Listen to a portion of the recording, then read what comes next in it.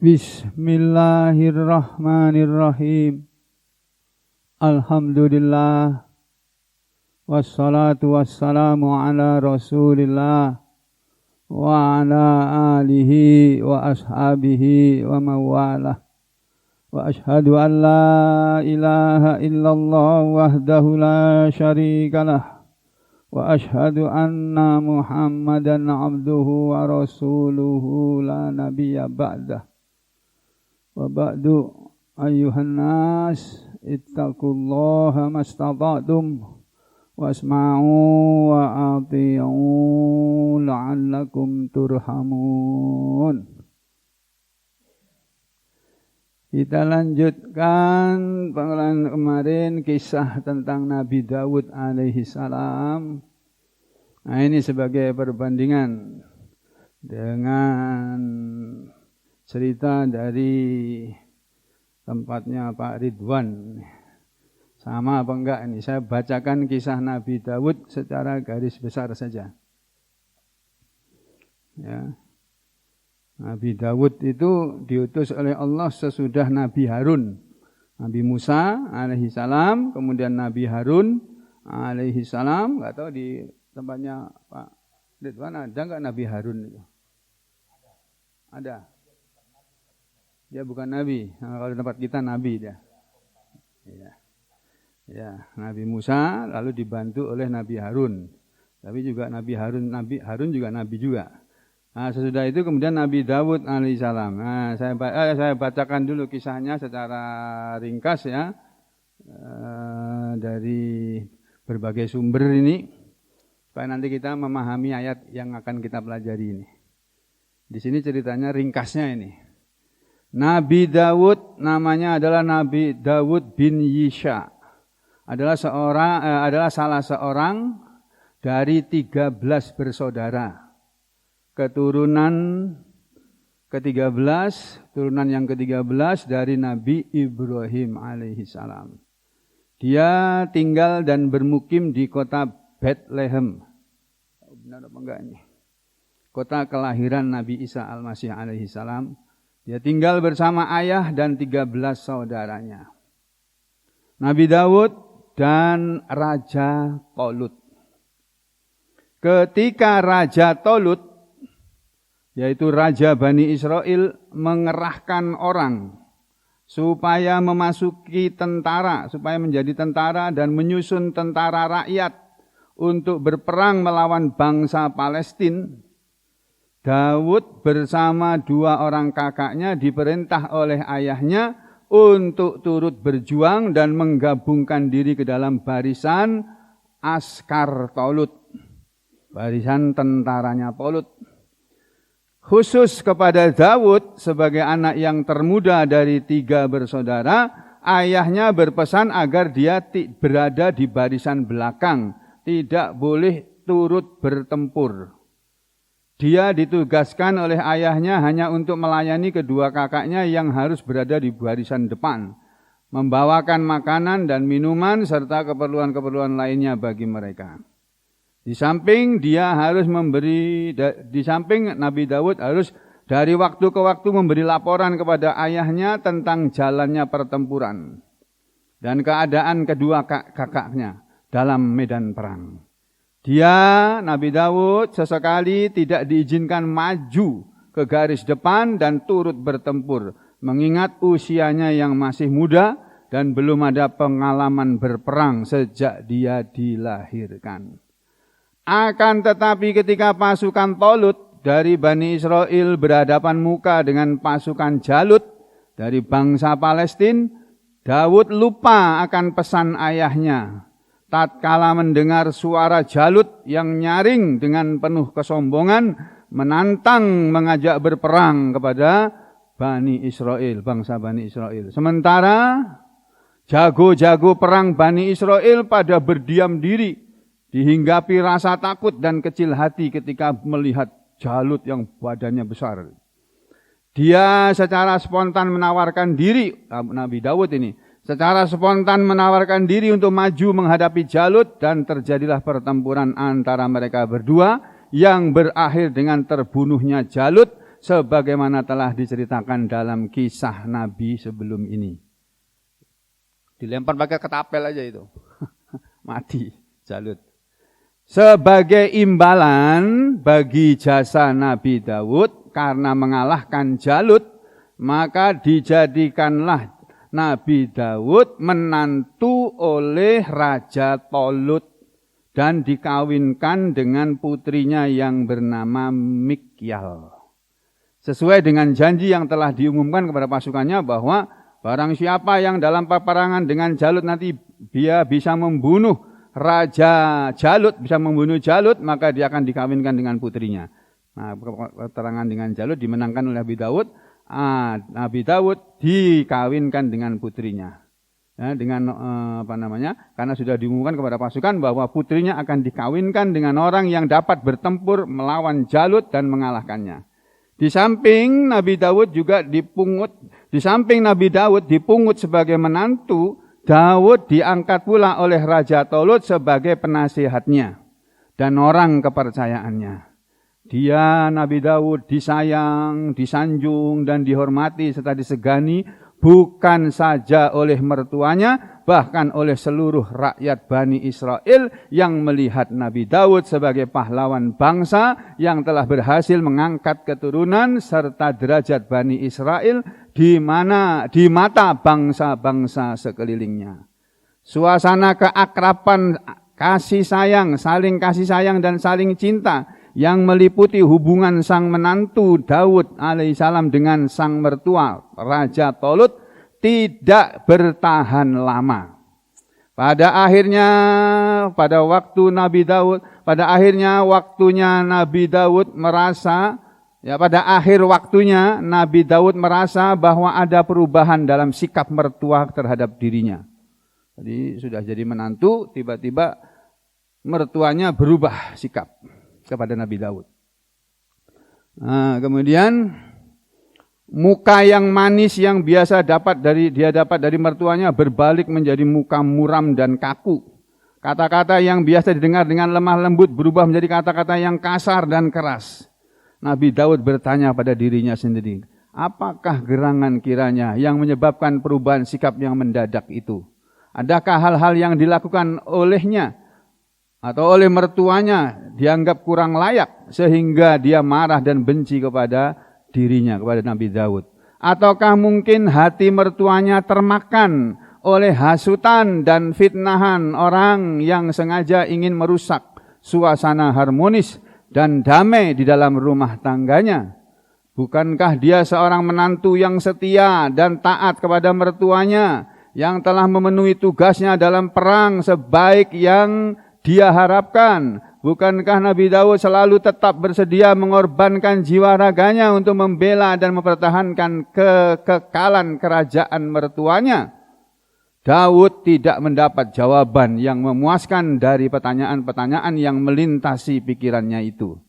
Dia kemudian kembali kepada dirinya sendiri dan berkata dalam hatinya, mungkin apa yang dia lihat sebagai perubahan sikap dan perlakuan dari mertuanya itu hanya suatu dugaan dan prasangka belaka dari dirinya.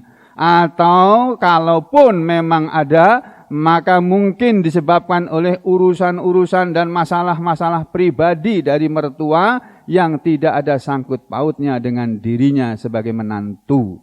Demikianlah Nabi Daud mencoba menenangkan hati dan pikirannya yang masghul, yang berpikir selanjutnya tidak akan mempedulikan dan mengambil kisah tentang sikap dan tindak tanduk mertuanya lebih jauh. Tadi Nabi Daud anggap tidak direken lagi, sudah biar aja, mertua berubah sikap, biar aja.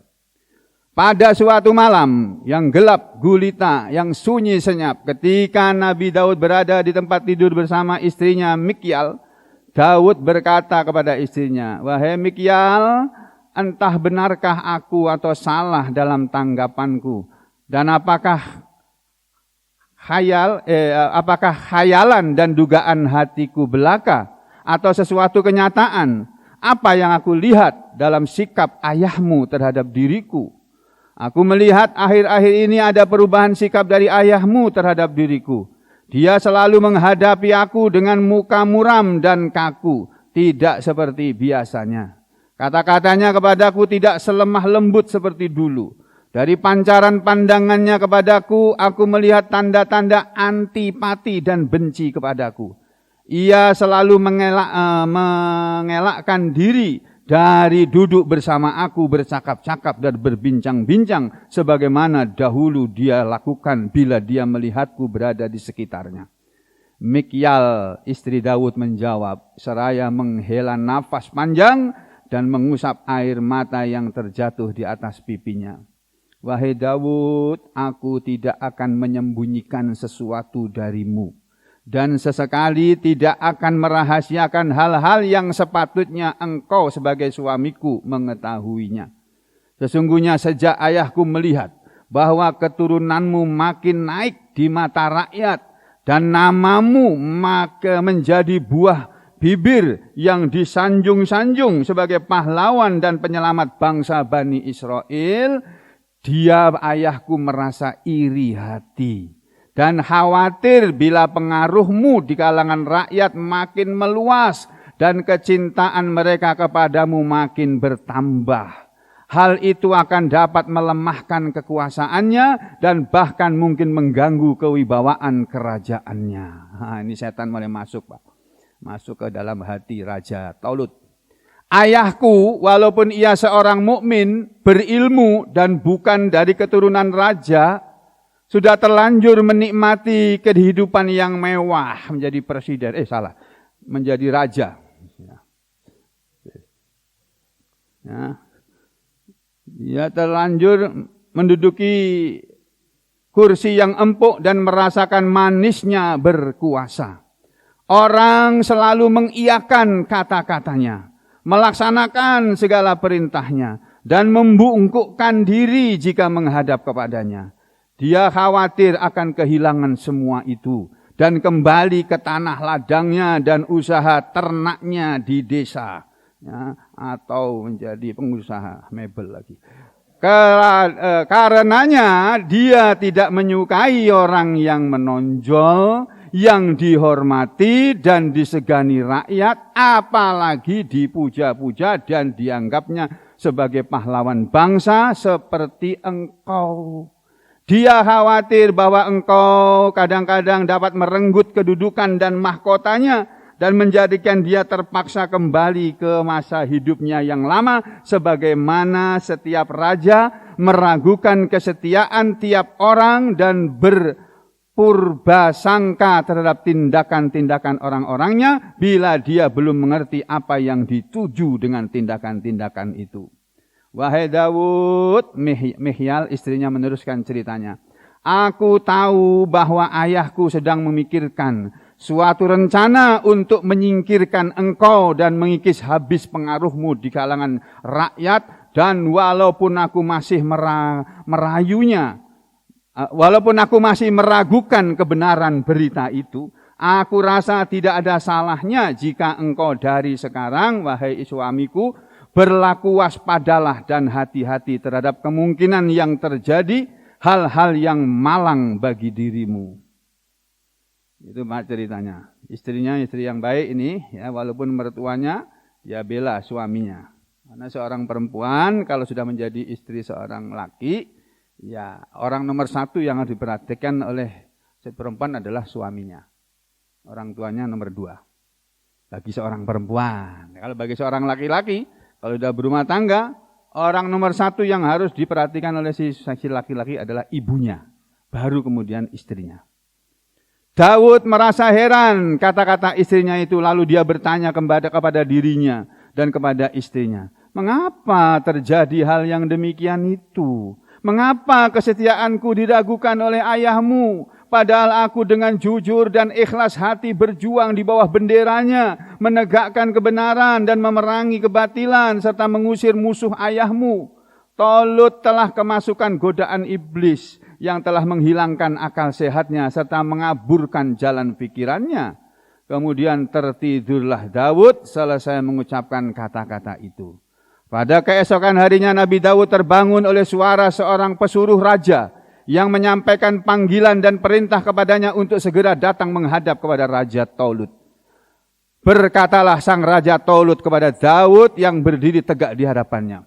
Hei Daud, pikiranku belakang ke belakang ini sangat terganggu oleh sebuah berita yang mengganggu pikiranku. Aku mendengar bahwa bangsa Kanaan sedang menyusun kekuatannya dan mengerahkan rakyatnya untuk datang menyerang dan menyerbu daerah kita ini, negara kita ini, kerajaan kita ini.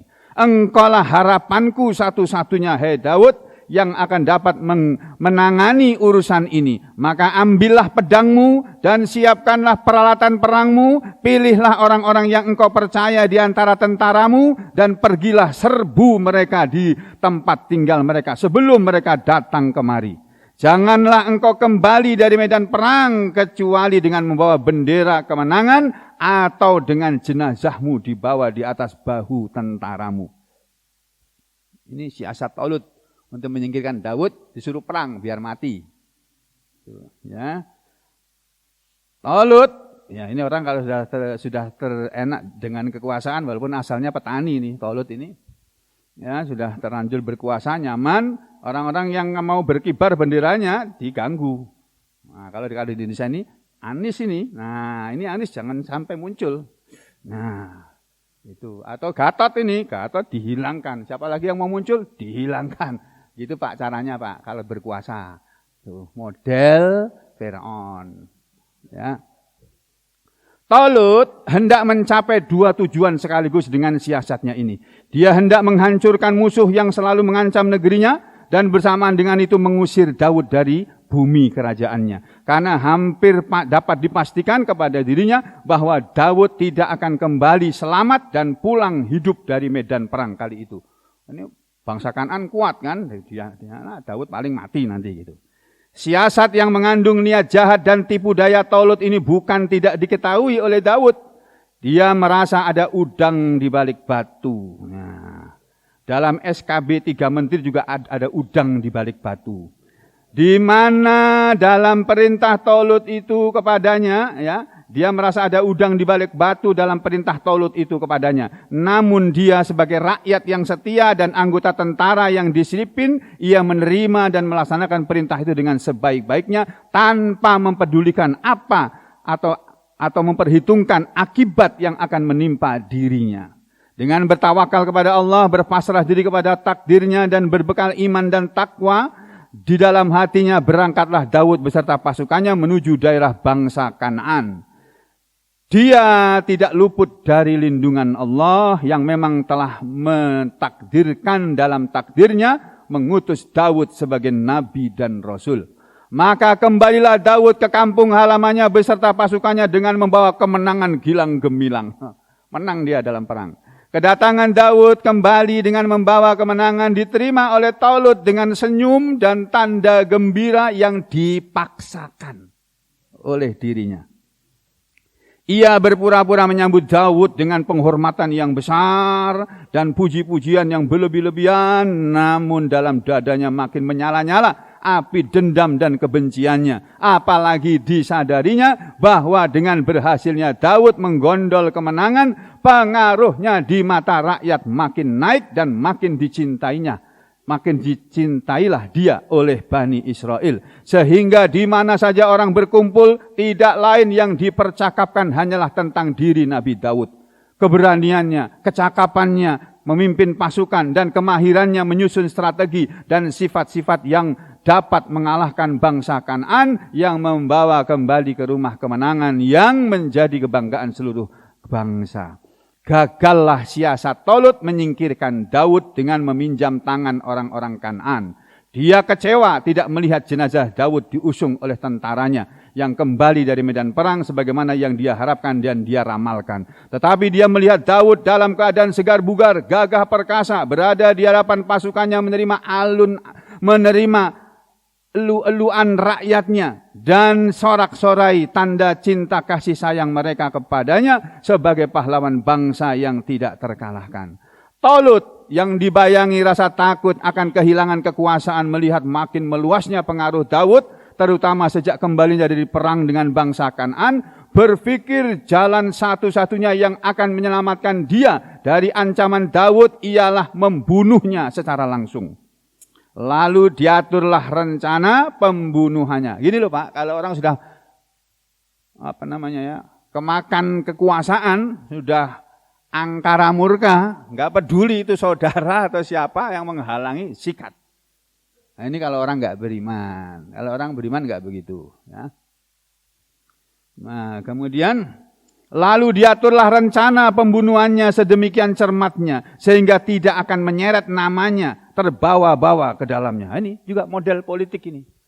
Matiin saingannya tapi pakai tangan orang lain. Dia tenang-tenang aja, kelihatannya nggak apa-apa. Kelihatannya cuek aja. Yang main polisi-polisinya, tentara-tentaranya gitu loh. Ya, intel-intelnya gitu. Itu kalau zaman dulu Pak, bukan zaman ini, zaman dulu. Zaman ini bagus, oh ini bagus ini, bagus. Bagus, semuanya bagus, bangunan semua bagus. Ya. Maka mana tadi? Ya. Mehial, istri Daud yang dapat mencium rencana jahat ayahnya itu segera memberitahu kepada suaminya agar dia segera menjauhkan diri dan meninggalkan kota secepat mungkin sebelum rancangan jahat ayahnya sempat dilaksanakan. Maka keluarlah Nabi Daud memenuhi anjuran istrinya yang setia itu dan meninggalkan kota di waktu malam gelap gulita dengan tiada membawa bekal kecuali iman di dada dan kepercayaan yang teguh yang akan kepercayaan teguhnya kepada Allah dan rahmatnya. Setelah berita menghilangnya Daud dari istana raja diketahui oleh umum, berbondong-bondonglah menyusul saudara-saudaranya dan murid-muridnya dari para pengikutnya Nabi Daud mencari jejaknya untuk menyampaikan kepadanya rasa setia kawan serta menawarkan bantuan dan pertolongan yang mungkin diperlukannya. Mereka menemui Daud sesudah agak jauh dari kota. Dia lagi beristirahat seraya merenungkan nasib yang ia alami sebagai akibat dari perbuatan seorang hamba Allah yang tidak mengenal budi baik sesamanya dan yang selalu memperturutkan hawa nafsunya sekedar untuk mempertahankan kekuasaan duniawinya. Hamba Allah itu tidak sadar, pikir Daud, bahwa kenikmatan dan kekuasaan duniawi yang dia miliki adalah pemberian Allah yang sewaktu-waktu dapat dicabutnya kembali darinya.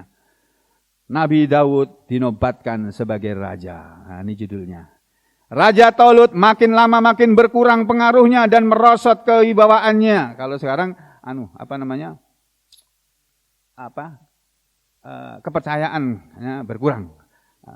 Hasil survei, survei kepercayaan berkurang kalau sekarang. Kalau dulu ini merosot, ya, wibawa Raja Tolut di hadapan rakyatnya.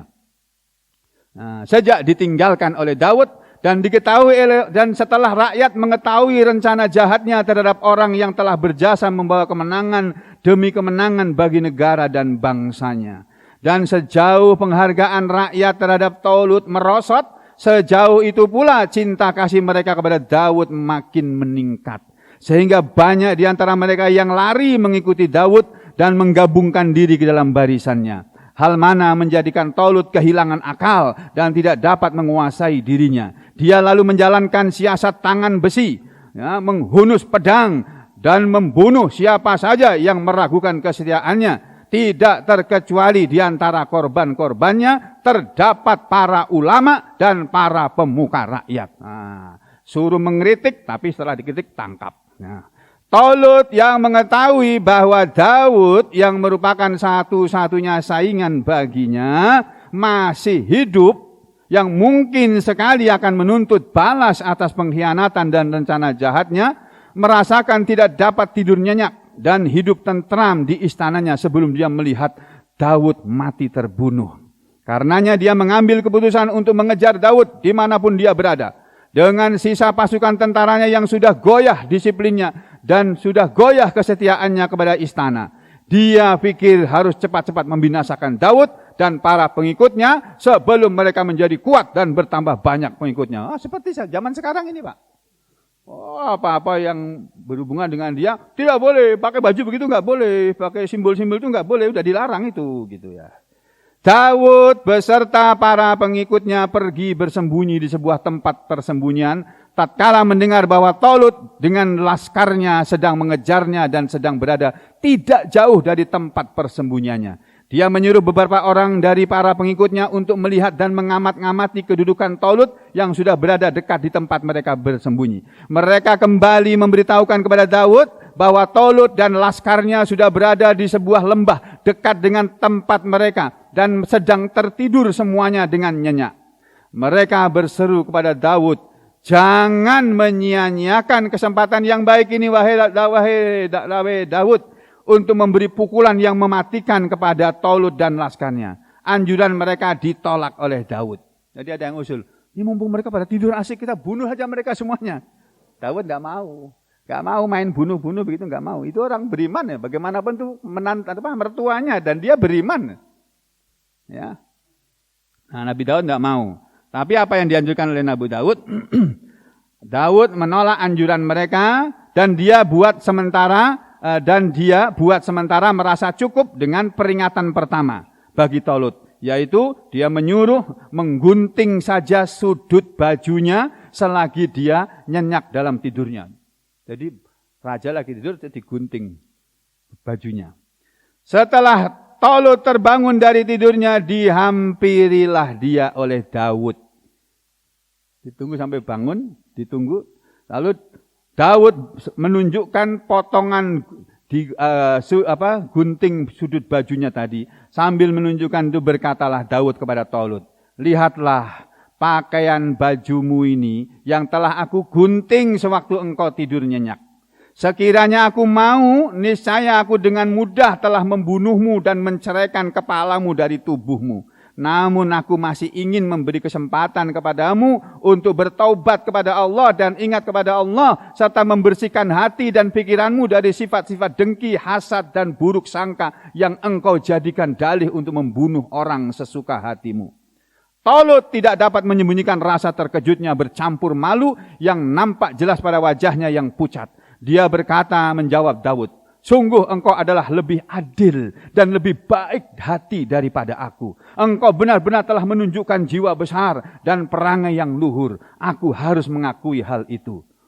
Peringatan yang diberikan oleh Nabi Daud belum dapat menyadarkan Tolut. Hasratnya yang keras untuk mempertahankan kedudukannya yang sudah lapuk itu menjadikan dia lupa peringatan yang dia terima dari Nabi Daud tatkala digunting sudut bajunya. Dia pun tetap melihat Daud sebagai musuh yang akan menghancurkan kerajaannya dan mengambil alih mahkotanya. Dia merasa belum aman selama Daud masih hidup di sekelilingnya oleh para pengikutnya. Apalagi dikelilingi oleh para pengikutnya yang makin lama makin membesar bilangannya. Ia enggan menarik pelajaran dan peristiwa pengguntingan bajunya dan mencoba sekali lagi membawa laskarnya mengejar dan mencari Daud untuk menangkapnya hidup atau mati. Sampailah berita pengejaran Tolut ke telinga Daud buat kedua kalinya. Maka dikirimlah pengintai oleh Nabi Daud untuk mengetahui di mana tempat laskar Tolut berkemah. Diketemukanlah sekali lagi mereka sedang berada di sebuah bukit, tertidur dengan nyenyaknya karena pasukannya kecapean. Dengan melangkah beberapa anggota pasukan yang lagi tertidur, sampailah Nabi Daud di tempat Tolut yang lagi mendengkur dalam tidurnya.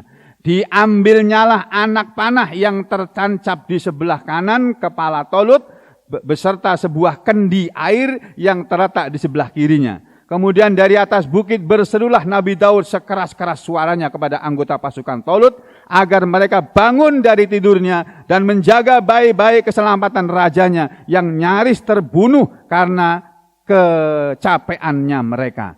Ia mengundang salah seorang dari anggota pasukan untuk datang mengambil kembali anak panah dan kendi air kepunyaan raja yang telah dicuri dari sisinya tanpa seorang pun dari mereka yang mengetahuinya. Tindakan Daud itu yang dimaksudkan sebagai peringatan kedua kepada Tolut bahwa pasukan pengawalnya yang besar yang mengelilinginya tidak akan dapat menyelamatkan nyawanya bila Allah menghendaki merenggutnya. Daud memberi 2 kali peringatan kepada Tolut, bukan dengan kata-kata, tapi dengan perbuatan yang nyata, yang menjadikan dia merasa ngeri, membayangkan kesudahan hayatnya, andai kata Daud menuntut balas atas apa yang dia telah lakukan dan rencanakan untuk pembunuhannya. Jiwa besar yang telah ditunjukkan oleh Daud dalam kedua peristiwa itu telah sangat berkesan dalam lubuk hati Tolut. Ia terbangun dari lamunannya dan sadar bahwa dia telah jauh tersesat dalam sikapnya terhadap Daud. Dia sadar bahwa nafsu angkara murka dan bisikan iblislah yang mendorongnya merencanakan pembunuhan atas diri Daud yang tidak berdosa, yang setia kepada kerajaannya, yang berkali-kali mempertaruhkan jiwanya untuk kepentingan bangsa dan negerinya. Tidak pernah berbuat khianat atau melalaikan tugas dan kewajibannya. Dia sadar bahwa dia telah berbuat dosa besar dengan pembunuhan yang telah dilakukan atas beberapa pemuka agama atau ulama hanya karena persangkaan buruk yang tidak ada dasarnya. Tolut duduk seorang diri termenung membalik-balik lembaran sejarah hidupnya. Sejak berada di desa bersama ayahnya, kemudian tanpa diduga dan disangka berkat rahmat dan karunia Allah, diangkatlah dia menjadi raja Bani Israel. Dan sebagaimana Allah telah mengutus Nabi Daud untuk mendampinginya dan menjadikan pembantu yang setia dan komandan pasukannya yang gagah perkasa, yang sepatutnya atas jasa-jasanya itu dia mendapat penghargaan yang setinggi-tingginya, dan bukan sebagaimana yang dia lakukan telah merencanakan pembunuhan kepadanya dan mengejar-ngejarnya setelah melarikan diri dari istana. Dan walaupun dia telah mengkhianati Daud dengan rencana jahatnya, Daud masih berkenan memberi maaf kepadanya dan dalam dua kesempatan di mana dia dengan mudah membunuhnya andai kata dia mau. Membayangkan peristiwa-peristiwa itu semuanya menjadi sesaklah dada Tolut, menyesalkan diri yang telah terjerumus oleh hawa nafsu dan godaan iblis, sehingga dia menyia-nyiakan kurnia dan rahmat Allah dengan tindakan-tindakan yang bahkan membawa dosa dan murka Allah. Maka untuk menebus dosa-dosanya, dia bertaubat kepada Allah. Tolut akhirnya mengambil keputusan keluar dari kota, melepaskan mahkotanya dan meninggalkan istananya serta segala kebesarannya dan kemegahannya. Lalu pergilah dia berkelana dan mengembara di atas bumi Allah sampai tiba saatnya dia mendapat panggilan meninggalkan dunia yang fana ini menuju alam baka. Sahdan, setelah istana kerajaan Bani Israel ditinggalkan oleh Tolut yang pergi tanpa meninggalkan bekas, beramai-ramailah rakyat mengangkat dan menobatkan Daud sebagai raja yang berkuasa. Akhirnya Nabi Daud menjadi raja. Nabi Daud setelah jadi raja dapat godaan juga. Gitu Pak. Jadi orang kalau sudah berkuasa pasti datang godaan. Sama kalau kita jadi orang kaya akan datang godaan. Ya, godaan setan itu terkutuk kok setan itu. Gak mau senang, gak mau lihat orang senang setan itu. Ya. Nabi Daud dapat menangani urusan pemerintahan dan kerajaan, mengadakan peraturan dan menentukan bagi dirinya hari-hari khusus untuk melakukan ibadah dan bermunajat kepada Allah. Ini cerita setelah Nabi Daud jadi raja, sekaligus jadi Nabi Allah. Nabi Daud menentukan hari-hari untuk melakukan ibadah dan munajat kepada Allah, ya. Waktunya dibagi satu untuk bermunajat kepada Allah. Yang kedua ada hari-hari untuk peradilan. Ya, kalau ada rakyatnya yang bercekcok atau timbul masalah hukum, larinya kepada Daud untuk dihakimi. Yang ketiga, hari-hari untuk berdakwah dan memberi penerangan kepada rakyat. Dan yang keempat, hari-hari menyelesaikan urusan pribadinya. Sama seperti Nabi Muhammad SAW, waktunya dibagi tiga. Satu, urusan ibadah. Sepertiga lagi urusan dengan umat, sepertiga lagi urusan dengan keluarga. Begitu Pak, kalau orang baik. Ya. Nah, jadi pada hari-hari yang ditentukan untuk beribadah dan mengurus urusan-urusan peribadahan, dia tidak memperkenankan seorang pun menemuinya dan mengganggu dalam khalwatnya. Sedang pada hari-hari yang ditentukan untuk peradilan, maka dia menyiapkan diri untuk menerima segala laporan dan keluhan rakyatnya yang dikemukakan oleh rakyatnya kepadanya untuk menyelesaikan segala pertikaian dan perkelahian yang terjadi di antara sesama rakyatnya. Peraturan itu diikuti secara teliti dan diterapkan secara ketat oleh para pengawal dan petugas keamanan istana. Pada suatu hari di mana dia harus menutup diri untuk beribadah dan berkholwat, datanglah dua lelaki minta izin kepada pengawal untuk masuk menemui raja. Padahal itu bukan hari bertemunya, bukan hari untuk bertemu dengan raja atau Nabi Daud. Ya, terus dicegat oleh pengawal, tidak boleh. Mereka tidak tahu bahwa dua orang tadi sebetulnya malaikat. Ya, dua orang tadi memaksakan kehendaknya. Dia naik melalui pagar tempat Nabi Daud beribadah di mihrabnya. Sampailah mereka ke dalam istana dan bertemu muka dengan Nabi Daud. Daud yang sedang melakukan ibadahnya terperanjat melihat kedua lelaki itu sudah berada di depannya. Padahal dia yakin para penjaga pintu istana tidak akan dapat melepaskan siapapun masuk ke istananya menemuinya. Berkatalah kedua tamu yang tidak diundang itu ketika melihat wajah Daud menjadi pucat tanda takut dan terkejut. Jangan terkejut, jangan takut. Kami berdua datang kemari untuk meminta keputusan yang adil dan benar mengenai perkara persengketaan yang terjadi di antara kami ini. Nabi Daud tidak dapat berbuat selain daripada menerima mereka yang sudah berada di depannya, kendati pun tidak melalui prosedur dan protokol yang sepatutnya. Berkatalah dia kepada mereka berdua setelah pulih kembali ketenangannya dan hilang rasa paniknya. Cobalah bentangkan kepadaku persoalan kamu dalam keadaan yang sebenarnya. Lalu berkatalah seorang dari mereka berdua tadi kepada Nabi Daud. Wahai Nabi Daud, wahai Raja Daud, saudaraku ini memiliki 99 ekor domba betina. Dan aku hanya memiliki seekor saja. Dia menuntut aku dan mendesakku supaya aku berikan dombaku yang seekor tadi untuk melengkapi peternakannya menjadi genap 100 ekor. Dia membawa macam-macam alasan dan berbagai dalil yang sangat sukar bagiku untuk menolaknya. Mengingatkan bahwa memang lebih cakap berdebat dia daripada aku. Ya, dan lebih pandai dia menikam lidah daripada aku. Nabi Daud berpaling muka kepada lelaki yang lain yang sedang bertanya. Benarkah apa yang telah diuraikan oleh saudara kamu ini? Benar, jawab lelaki itu. Jika memang benar demikian, kata Daud, dengan marah, maka engkau telah berbuat zalim kepada saudaramu ini. Dengan memaksakan hak miliknya dengan tuntutanmu itu. Aku tidak akan membiarkan engkau melanjutkan tindakanmu yang zalim itu, atau engkau akan menghadapi hukuman pukulan pada wajah dan hidungmu. Dan memang banyak di antara orang-orang yang berserikat itu yang berbuat zalim satu terhadap yang lainnya, kecuali mereka yang benar dan beriman dan beramal soleh. Si laki-laki tadi berkata, wahai Daud, kata laki-laki yang diomongi, yang diancam oleh Nabi Daud tadi, sebenarnya engkaulah yang seharusnya menerima hukuman yang engkau ancamkan kepadaku itu. Bukankah engkau sudah mempunyai 99 istri? Mengapa engkau masih menyunting lagi seorang gadis yang sudah lama bertunangan dengan seorang pemuda yang menjadi anggota tentaramu sendiri, yang setia dan bakti, dan sudah lama mereka berdua saling cinta dan mengikat janji mau menikah. Tapi gagal pernikahan itu karena kamu menyunting perempuan itu.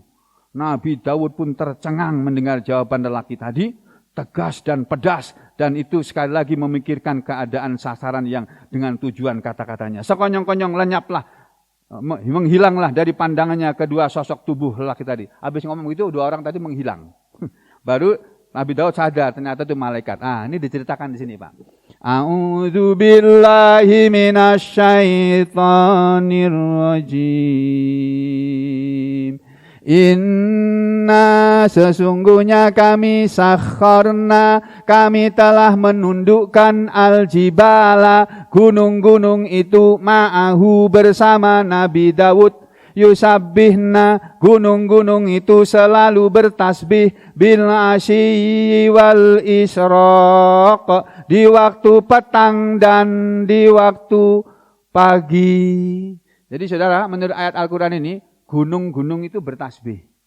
Kalau Nabi Daud bertasbih, subhanallah, subhanallah. Kalau kita itu kan, subhanallah, subhanallah, subhanallah, subhanallah wa bihamdi, subhanallah. Kalau gunung-gunung itu mendengar Nabi Daud bertasbih, gunung-gunung itu ikut bertasbih, Pak. Dengan cara mereka. Nah, kita nggak tahu caranya gimana, ya.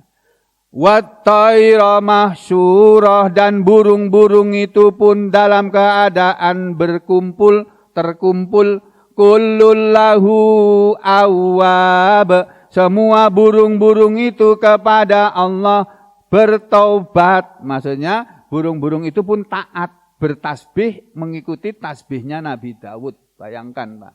Burung-burung itu loh, Pak, ikut bertasbih ketika Nabi Daud bertasbih. Gunung-gunung juga begitu.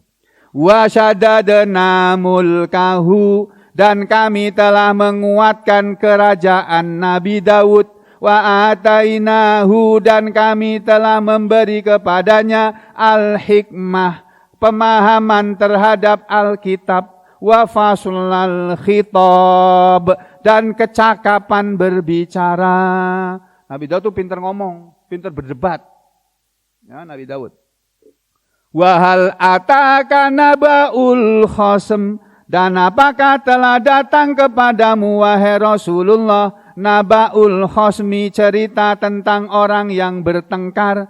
Ketika tasawwarul mihraba, mereka naik ke atas mihrab tempat ibadahnya Nabi Daud. Dakhalu, ketika mereka masuk ala Dawud, kepada Nabi Dawud. Fafazi'a minhum, lalu terkejutlah Nabi Dawud dari mereka, terhadap mereka. Qalu, mereka yang naik ke atas pagar, tadi naik ke atas pagar tadi untuk menemui Nabi Dawud, ya. Qalu, mereka berkata, la takhaf, janganlah engkau takut wahai Nabi Dawud. Khosmani, kami berdua ini orang yang sedang bertengkar, di mana bagho, telah melampaui batas, telah berbuat melampaui batas, ba'duna, sebagian dari kami, ala ba'din, kepada sebagian yang lain. Fahkum bainana bil haqq, maka hukumilah di antara kami dengan hukum yang benar. Wala tustid, dan janganlah engkau menyimpang dari hukum yang benar. Wahdina, dan tunjukilah kami wahai Daud, ila sawa'is sirat, kepada lurusnya jalan, kepada jalan yang lurus. Lalu si laki-laki tadi ngomong begini, inna hadza akhi, sesungguhnya ini adalah saudaraku, lahu tis'u wa tis'una najah, dia sudah mempunyai 99 kambing perempuan. Waliya najatun wahidatun, sedangkan aku cuma punya 1 kambing betina saja. Faqala, lalu saudaraku ini dia berkata, akfilniha, serahkanlah kambing itu kepadaku. Wa azzani, dan dia mengalahkan aku, fil khitab, dalam pembicaraan, dalam berdebat. Nah, ini tadi sudah diceritakan, ya. Terus qala, berkatalah Nabi Daud, laqad zalamaka, sungguh-sungguh engkau telah mendolimi kamu, bisu alina jatika, dengan meminta kambingmu, ila niajih, untuk digabung kepada kambing-kambingnya. Nabi Daud bilang, ya ini zalim ini, dia punya banyak kambing, 99 kambing, dia punya kambing 1 mau dirampas pula. Zalim kamu ini, sama saudara sendiri kok begitu, kuhukum kamu nanti. Nah, terus Nabi Daud, terus Allah memberi nasihat kepada kita semua ini. Wa inna katsiran minal khulata, dan sesungguhnya kebanyakan dari orang-orang yang berteman, yang berserikat, yang bersekutu, yang berkoalisi, la yabghi ba'duhum ala ba'din, sungguh sebagian mereka akan berbuat melampaui batas terhadap sebagian yang lain. Illalladzina amanu, kecuali kalau perserikatan itu, koalisi itu tadi, PT itu tadi, perkumpulan itu tadi adalah perkumpulan alladzina amanu, orang-orang yang beriman, wa amilus shalihat, dan perkumpulan orang-orang yang beramal soleh. wa qalilum mahum, tetapi sedikit saja mereka yang seperti itu. Nah, setelah Nabi Daud diberitahu bahwa kisahnya, kejadiannya, perseteruannya seperti itu, baru Nabi Daud sadar. Ini tadi bukan manusia, ini malaikat ini berarti. Wa dhanna Dawudu, dan yakinlah Nabi Daud annama bahwasanya fatannahu, kami Allah telah menguji kepada Daud. Baru sadar ketika tadi yang satu ngomong, Daud harusnya dihukum seperti itu bukan saya, kamu. Karena kamu punya istri 99, jadi ceritanya ini Nabi Daud punya istri 99 orang, Pak. Tapi masih kalah sama anaknya, Nabi Sulaiman, itu keturunannya ya, Sulaiman. Nabi Sulaiman itu istrinya 1000, Pak. Jadi setiap istri itu 3 tahun sekali baru ketemu sama Nabi Sulaiman. Keliling 3 tahun sekali. Pak Sugeng jangan ikut-ikut, Pak. Nggak bisa sampean. Satu aja ngalih, Pak. Ya. Apalagi 1000, waduh. Angel ngopen-ngopen aneh, Pak. Ya. Jadi saudara, Nabi Daud kemudian sadar bahwa ini kalau bahasa Solo itu diwelehke. Siapa ya? Siapa, Pak? Disindir. Disindir nih Nabi Daud ini. Karena dia sudah punya 99 istri, suatu ketika dia sedang keliling kerajaannya, dia melihat ada seorang gadis cantik, Pak. Enggak tahu diceritakan Injil ada enggak itu? Ada ya? Nah, terus si gadis tadi ini sudah punya tunangan, sudah mau menikah, sudah diterima lamarannya sama orang tuanya. Tinggal menunggu pernikahannya, tiba-tiba disuruh pergi sama Nabi Daud perang. Ya, dengan harapan nanti mati. Terus nanti istrinya diambil sama dia. Pas dia pergi berperang, Nabi Daud melamar si perempuan tadi. Lah, orang tua mana, Pak? Yang anak gadisnya dilamar oleh raja sekaligus nabi. Enggak ada yang berani nolak, Pak. Raja, nabi. Ya langsung diterima lamarannya, dinikah. Pulang dari perang, kaget istrinya udah menikah sama raja, tapi dia enggak berani berbuat apa-apa. Lah yang menikahi bosnya, rajanya. Dia cuma bisa bersedih aja. Nah, lalu datanglah ini tadi 2 orang pemuda ini yang sebetulnya malaikat itu. Dia menyindir Nabi Daud. Akhirnya apa? Fastaghfara rabbahu, lalu istighfarlah, minta ampunlah Nabi Daud rabbahu kepada Robnya, kepada Tuhannya, wa kharra, dan merobohkanlah Nabi Daud, merobohkan dirinya, raki'an dalam keadaan sujud, wa anaba, dan bertaubat. Ketika kita baca ayat ini kita disuruh sujud tilawah. Ini ada sujud tilawahnya ini. Faghafarna lahu, lalu kami pun mengampuni Daud zalika, perbuatannya itu, wa inna lahu, dan sesungguhnya bagi dia Nabi Daud, indana, di sisi kami di akhirat nanti, la zulfat, sungguh ada tempat yang terdekat, wa husna ma'ab, dan ada sebaik-baik tempat kembali. Nabi Daud, kenapa kamu mikirin nikah lagi? Istrimu sudah banyak, ya. Di sisi kami kan sudah ada tempat kembali yang baik di akhirat sana. Yang namanya manusia, Pak. Raja pula, nabi pula, masih bisa khilaf. Apalagi cuma aku, saya, sampean. Manusia khilaf biasa. Akhirnya Allah bilang apa? Ya Dawud, wahai Daud, inna, sesungguhnya kami ja'alnaka, kami telah menjadikan engkau khalifatan fil ard, sebagai khalifah di muka bumi. Jadi yang namanya khalifah, penguasa, sultan, ya, sultan, raja, presiden, itu sebetulnya adalah pengganti Allah di muka bumi untuk menjalankan hukum yang adil dan melindungi seluruh rakyat kerajaannya atau rakyat negaranya. Harusnya itu begitu, ya. Fahkum, maka hukumilah bainan nas, di antara manusia, bil haq, haqqi dengan cara yang benar, wala tattabi dan janganlah engkau mengikuti hawa nafsu, fayudillaka maka kalau engkau mengikuti hawa nafsumu itu akan menyesatkan kamu an sabilillah dari jalan Allah. Innalladzina yadhilluna sesungguhnya orang-orang yang sesat an sabilillah dari jalan Allah lahum adzabun syadid untuk mereka azab yang pedih bima nasu dengan sebab dengan sebab perbuatan dosa mereka yang mereka telah lupakan ya yaumal hisab pada hari perhitungan.